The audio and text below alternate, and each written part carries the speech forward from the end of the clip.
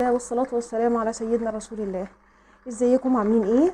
وحشتوني، معلش اتأخرت عليكم شوية بس يعني انتوا عارفين الدور البرد اللي ماشي اليومين دول، فما قدرتش اطلع اعمل لكم اي فيديو.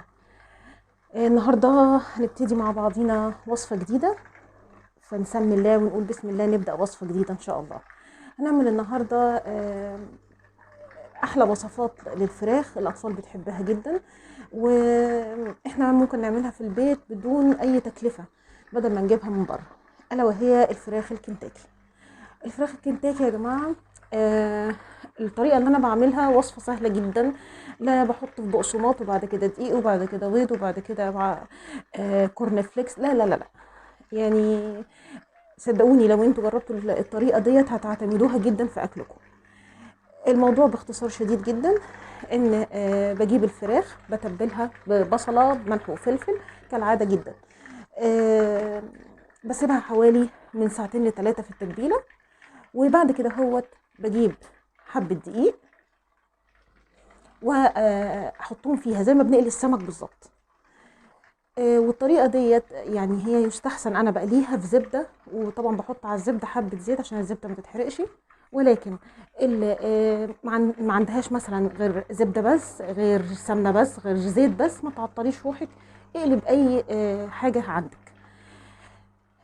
هنبتدي انا هوت قدحت الزبده والزيت، بسم الله. طبعا هي بيبقى احسن لها ال ال الوراك اكتر من الصدور، تبقى الطف. بسم الله.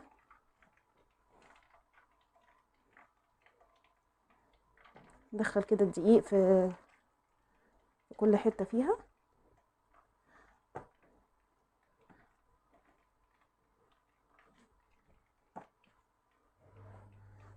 تمام، نفضها اهي كويس زي ما انتوا شايفين، معلهاش خالص، وهنحطها على الجلد مش على العظم. بسم الله.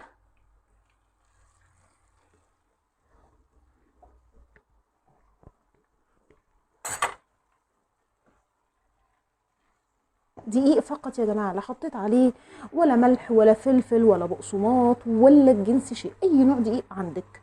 دقيق زيرو رقم واحد، دقيق صلاح الاستخدامات، دقيق بيتزا، دقيق معجنات، لقمه قاضي، اي دقيق تتخيليه، مش هتفرق. انت مش بتعملي معجنات، انت بتقلي حاجه. وكمان يعني هيغنيكي، في ناس كتير قوي يا جماعه بتسلق الفراخ الاول وبعد كده هوت بتعملها بالفيجيتار او بتعملها باي حاجه تانية. آه، لا يعني انا طبعا مع كامل احترامي لكل وصفه، كل واحد وصفته مريحاه.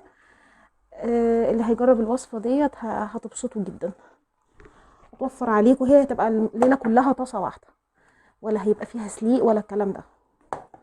بسم الله.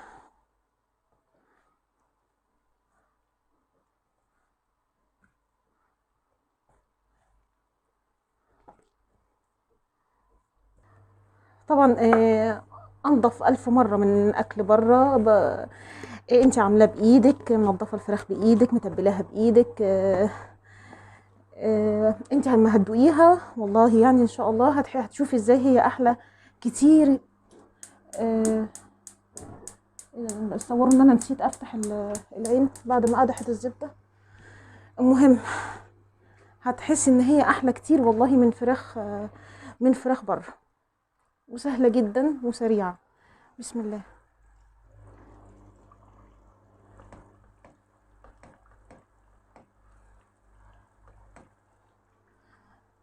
بس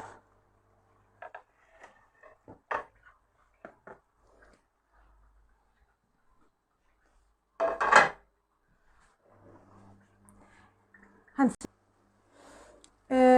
هنسيبها على نار عاليه لمده 3 4 دقايق بالكتير قوي، ماشي. وبعد كده هوت هنوطي توطيه زي بالظبط او اعلى سنه من توطيه الرز.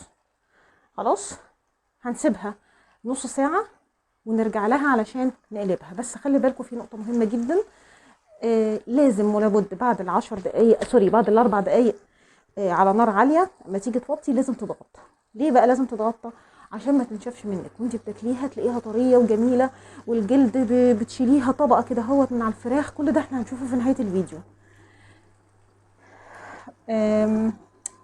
هتشوفيها دلوقتي كده هو اتعدى، قولي دقيقتين، قدامنا دقيقه مثلا ولا دقيقتين كمان، وبعد كده هنبتدي نوطي ونغطي. كده اخدنا 3 4 دقايق اللي انا قلت عليهم. هنوطي زي ما بنوطي على الرز، تمام، وهنغطيه. تمام. الغطا يا ريت يبقى اصغر من الطاسه علشان يكبس عليها، يعني بحيث انها تبقى طريه زي ما هنشوف في الاخر. على فكره يا جماعه الوصفه ديت هتبقى سهله جدا. على فكره يا جماعه هي الوصفه هتبقى سهله جدا لاي موظفه جايه من الشغل مستعجله، هتكون مثلا متبله الفراخ وهحطها في الفريزر او متبلها قبلها بيوم. هتيجي يا دوبك حتى لو بلبسها هتحطها على النار، يا دوبك هتحطها في الدقيق ومن الدقيق على النار. مسافه اصلا ما تغير مثلا تعمل جنبها حبه رز او حبه مكرونه هتلاقي الفراخ استوت. اسرع طريقه واسهل طريقه انتوا مش متخيلين، وهتعجبكم جدا. هتعجبكم جدا وهتعجب الولاد جدا جدا. وعلى فكره برضو اللي بيحب الاكل سبايسي مفيش اي مشكله. ايه المرحله اللي هنحط فيها شطه في الموضوع؟ هنحط الشطه على الدقيق بس بمنتهى البساطه. هنحط حبه شطه في التتبيله بتاعه البصله الملح والفلفل، وهنحط حبه شطه على الدقيق بس، لا اكتر ولا اقل. ده للناس اللي بتحبها سبايسي. ان احنا بالنسبه لنا ما بنحبهاش سبايسي، عشان كده ما عملتهاش بالشطه، لكن اللي زينا بيعملها زي ما انا عملتها كده. نص ساعه ان شاء الله. انا عملت التايمر نص ساعه، وهنرجع نقلبها مع بعض. دلوقتي عدت نص ساعه، هنقلبها. طبعا كل واحد بيقلب حسب درجه التحمير اللي هو عايزها. احنا بنحبها محمره قوي.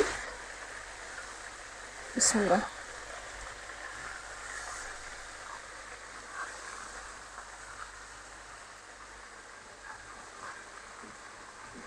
بس كده. هنبتدي تاني نغطي وهنسيبها تلت ساعه.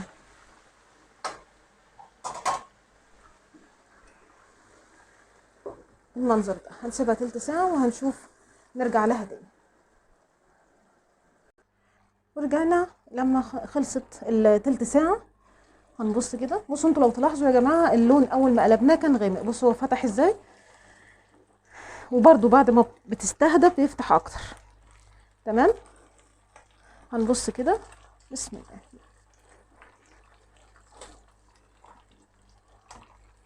بسم الله. بسم الله. بصوا ما شاء الله اللهم بارك، شكلها زي الفل. بسم الله. هنطفي، نبص على برضو نشوف التانية. بسم الله زي الفل ما شاء الله. التالتة. بسم الله. بسم الله. تمام. ادي الشكل النهائي ليها. اغرفها جنب مكرونه، جنب رز بسمتي. انا عامله جنبها مكرونه، هشوفها تشوفوها في الشكل النهائي وانا غارفه جنبها المكرونه. ونشيل نشوف سواها من جوه ايه، ونشيل الجلد. خليكم معانا. ده الشكل النهائي. عملته زي ما قلت لكم مع حبه مكرونه. ان شاء الله نبقى نعمل كذا طريقه للمكرونه مع بعض. مكرونه بالسبانخ، مكرونه بالموتزاريلا، بالتونه، بالوايت صوص، بالريد صوص، بطريقته كذا مختلفة، بالبصل، من غير بصل. يعني ان شاء الله نعمل فيديو مخصوص للمكرونات. وادي شكل الفراخ. بصوا. بصوا الجلد عادي جدا بيتشال ازاي. بسم الله. مفيش حاجة لازقة، زي الفل. بس كده. بألف هنا وشفا للي هياكل، ويا رب الوصفة تعجبكم. واذا عجبتكم الوصفة استأذنكم في سبسكرايب وشير واللايك الحلو بتاعكم. ميرسي جدا لذوقكم. شكرا.